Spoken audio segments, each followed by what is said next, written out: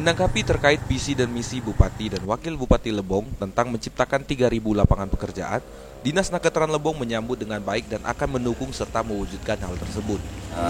Kita menyikapi dan terkait dengan dan kita sangat mendukung terkait dengan program dan visi misi daripada Pak Bupati dan Pak Wakil Bupati.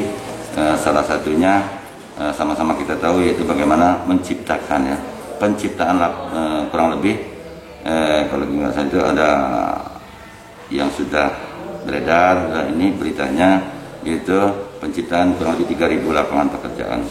Dari Dinas Naketran itu sendiri mengartikan dan mengkaji sedemikian rupa sehingga visi dan misi Bupati dan Wakil Bupati Lebong dapat terwujud ke depannya.